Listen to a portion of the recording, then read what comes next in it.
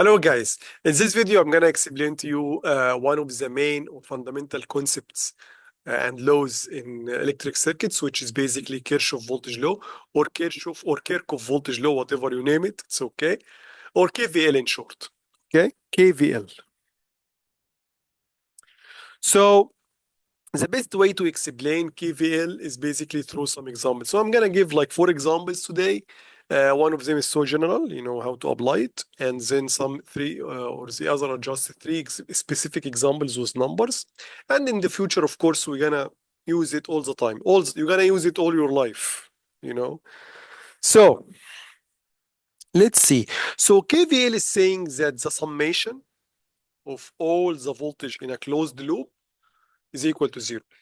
So if you have a closed loop, and the closed loop means, you know, you start at a point and you take like, you go through some path, okay, in electric circuit, and you go back to the same point. That's a closed loop. By the way, closed loop can have an open circuit, and you must say, oh, this is counterintuitive because open circuit means open cut, right? No, we just loop here means you just take like a path. This path can go through an open circuit. It's not a current, it's your path. It's something that you follow by yourself, you know, not the charges. So this loop can have an open circuit, and still we can apply Kirchhoff voltage law, as we're gonna see in this video. Okay, so whenever you have a closed loop, you start at a point, you go through some paths, take all the voltages, sum them together. They must be, you know, equal to the summation must be equal to 0. Okay, so I'm gonna start by, you know, this example here. I just took like a loop. This is a closed loop. It doesn't have open circuit from some circuit, so there are some continuation here. But I just took like this, only this like 4 resistances out of the bigger circuit. And that means you can apply Kirchhoff voltage law in a specific part of the circuit, not the whole circuit. As long as you start at a point and you go and you end in a path, and you end up at the same point. So let's do that. So the first thing you do, you start at a point, this point in here. So choose start point, and this start point must be the end point. Okay, that's number 1. Number 2, pick you know, positive direction. You can assume, so you can pick any point in the circuit, any point. That's number 1. You can pick any positive direction. You can say, if I go clockwise, this is positive. You can say, if I go counterclockwise, this is positive. Whatever you like. It's very okay. Very okay. Okay? So I'm gonna go with positive clockwise, so this direction. I'm gonna assume any voltage that, you know, that can turn in clockwise direction is positive. Any voltage goes counterclockwise is negative. Good. Number 3, pick the voltage direction at each element in the loop. If it's not given, sometimes the voltage direction is given, sometimes. Okay? But if it's not given, you can assume it anywhere. So this is what I'm gonna do. I'm gonna assume V4, the voltage of V4 in that direction. I'm gonna assume the voltage in V1 is then that. It's just random, you know. VR2 is like that. VR4, or I'm sorry, VR3 is like that. Okay? Just, you know, pick any directions. It's very okay. Then apply it. What do you mean by apply it? Just to go from the start point, any voltage you pass through, check if it's counterclockwise or clockwise. If it's a clockwise, put it in the equation with positive. If it's counterclockwise, put it in the equation with negative sign, because we choose clockwise here to be positive. Okay, so we started here, we go up. So when we go up, we pass through R4 and VR4. VR4, if it loops, so VR4 is like that. It's going from bottom to up. If it loops, if it turns, it will turn like that. Okay? Because look at the direction here of the positive. If we go back with it, look guys, it's like it's going up to from bottom to up. Okay? So I'm gonna put VR4 as positive. So VR4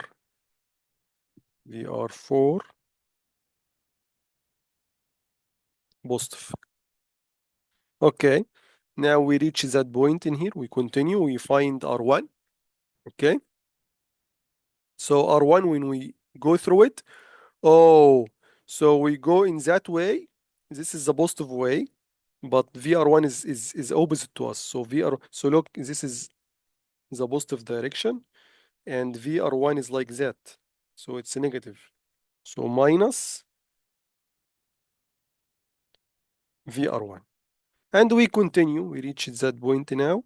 So we continue through R4.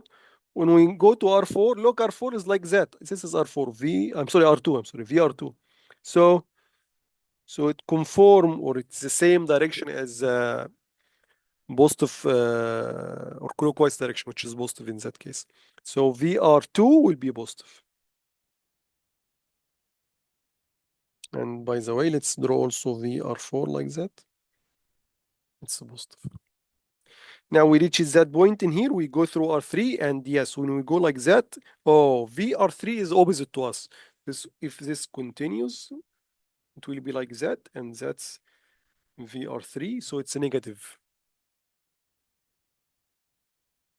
So we put here minus VR3 equal to 0. So that's basically applying KVL in that small loop. And we end up at the same point. It's the same starting point. So we stop. And that's the equation. Now let's have a specific example. So that's an example here. So no voltage directions is given, but for the battery, it's much better to choose negative and the positive as your direction. So basically, I'm gonna assume the voltage of the battery is like that, and that's actually the the positive direction of it. Okay, let's also take like the positive clockwise. I'm sorry, the clockwise as the positive direction. Let's assume R1 is like that, VR1. And let's assume VR2 is like that. And I'm going to start from here and going with the positive direction clockwise. So if you go up, so this is basically again, if we go up, you can even draw it like that. So it's going to be easy for you. So you can assume that that's the positive direction. If you draw it as a circle, it might be confusing for you. Draw it, like a rectangle or a square. So if we started from here, if we go up, E voltage is like that, so it's a positive. So E as a positive. Then we go this way, from this to this, from this point to this point. Okay, we meet VR1. VR1 is like that. So it's a negative, it's opposite to us. So negative VR1. Okay, good. Now we end up at this point, we go down. When we go down, VR2 is like that, so it's a positive. So positive VR2. Then we end up here. Remember, this is, and this point is exactly this point, just a short circuit. So we reach the starting point. So we say this is equal to 0. Okay. I'm gonna continue in that example. Okay. So we know E is 15. VR1 is I multiplied by R1. R1 is 5 ohms plus. Remember, let's assume this is I. There is a current here, I, coming out of the battery, and this current, of course, will go through the resistances R1 and R2 like that. So R1 and R2 is in series. So they have the same current. So plus VR2 is I. Now, good. That's very good that we, yeah, yes. I'm gonna remove this. I'm gonna take it one little by little. Okay. So E is 15. That's okay. Okay. Let's take R1 now. R1 is like that. The current is going like that. Okay. And I assumed the voltage is like that. Remember, in a resistor, the current and the voltage should be in opposite direction. Okay. In opposite direction. So with those directions here, VR1 is equal to IR1. No problem at all. I hope you go back to our video in which I explain the voltage directions in elements, in the current source, in the voltage source, and the resistance. You have to watch this video. Now let's come to R2. R2 is like that. I'm gonna draw it exactly like the circuit. R2 is like that. The current I is flowing like that, from bottom to up. VR2 is like, oh, VR2 is like that, for also from bottom to up. So VR2 here is the same direction of I. Okay. So VR2 equal to minus I R2. Minus I R2. Okay. So to apply this equation here, that VR is equal to IR, the current and the voltage must be opposite to each other in the resistor only, not in the battery or current source. Okay. So let's go back now to that equation here. E and I are in the same direction. So the current coming out of the positive terminal of the battery is a voltage also from negative to positive. That's okay. So E is 15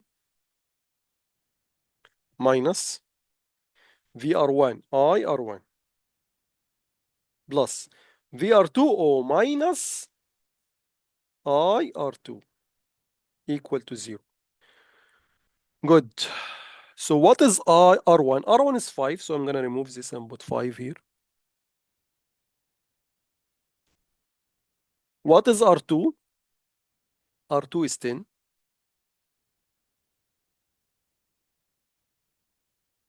And then positive and negative means negative, so that will be negative. I'm gonna, and from that here,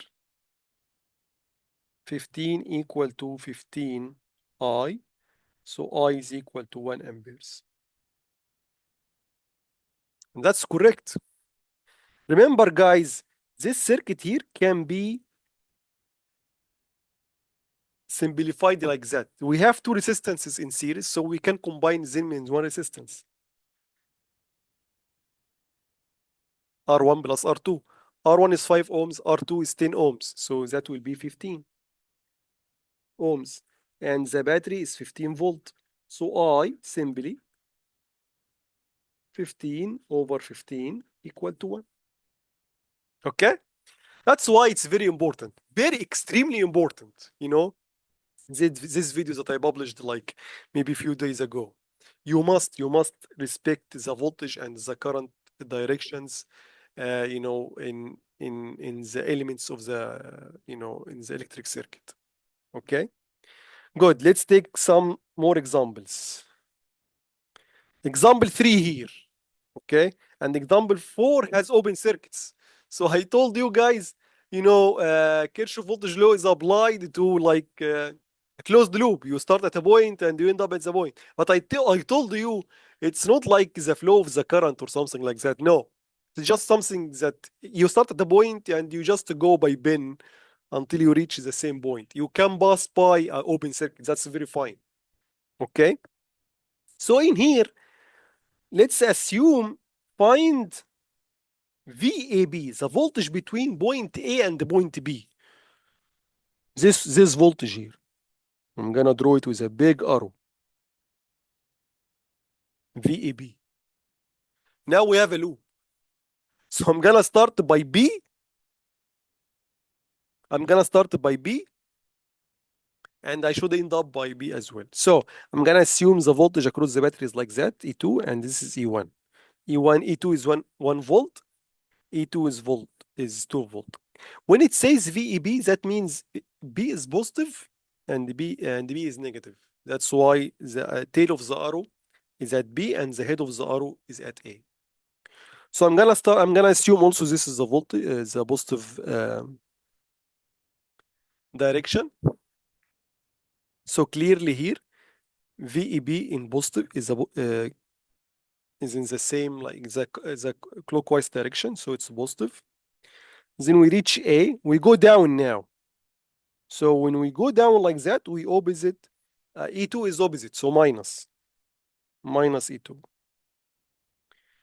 Then we continue going down, E1, and this direction is opposite as well, so minus E1 equal to 0.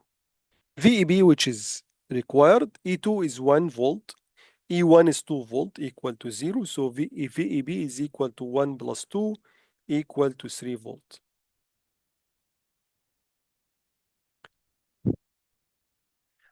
Before we go to the next example, I'm gonna explain this to you very quick, very quick. If we assume B is 0, just assume, okay? I'm gonna assume B is equal to 0, okay? With a voltage at B, so VB equal to 0, that point, okay? So I have here E1 is equal to 2 volt. That means the positive of E1 is larger than the negative of E1 by 2. So the negative terminal is 0. So the positive have to be 2. Good. So this point in here in the middle between E1 and E2 is 2 volt. Okay, if we assume B is 0. Now E2 is 1 volt. So we have here 1 volt. That means the positive of E2, which is that point, which is A, higher than the negative of E2, which is this point, which is 2 now, by 1. So that means VA minus 1 equal, minus 2. Let's take it like that. I'm going to call this C to make it more clear for you. So 1 equal to, or E2 equal to VA minus VC. This is E2 here, this one, this battery. Okay? E2 is 1. VA we don't know. VC we just determined, it's 2. So VA is equal to 1 plus 2 equal to 3. Now VEB equal to VA minus VB. The voltage difference between 2 points is the positive point minus the negative point. Positive point here is A, negative point here is B. So VEB is equal to VA is 3, VB is 0 equal to 3.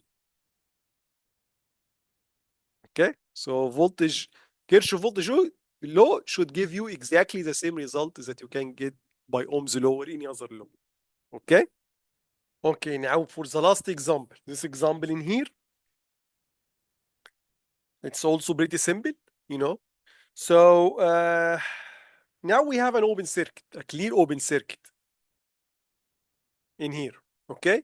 And again, we want to find VEB, the voltage between A and B. Again, VEB means A is positive in reference to B. So that's a positive, that's a negative. That means the voltage VEB is like that. Direction is very important because based on the direction, we know it's positive or negative. Okay. I like always to do the battery voltage like that. And for the resistance, whatever you like. So let's do like that. VR. And let's assume the positive is like that.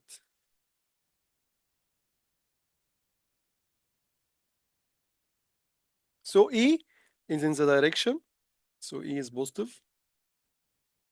VR is like that. So it's a negative. It's opposite to the direction, a positive direction. V open circuit is like that, again, opposite to the positive direction, so minus V open circuit, or VEB. And once we reach B, basically we reach the starting point, because all of that is 1 point. That's equal to 0. Okay, good. Now, VEB equal to E minus VR. We know E, it's a 10 volt, but we don't know VR, although VR is so simple. That's an open circuit, correct? If you have an open circuit, I equal to 0 directly. If you have an open circuit, that means the current in that open circuit is equal to 0. So that means the current here is equal to 0. How we could know this? This is very simple. Open circuit means R, let's call it R dash, equal to infinity. So the circuit is like that. Infinity here, R dash, and that's R, and that's E. So I equal to E divided by R plus R dash. E divided by infinity is equal to 0. Anything divided by infinity is equal to 0, except 0 and infinity. Okay? So VR equal to IR. I is 0. R is 10 ohms. So 0 multiplied by 10 is equal to 0. So VEB equal to 10 minus 0 equal to 10. Okay, guys, that was it for the Kirchhoff or Kirchhoff voltage law.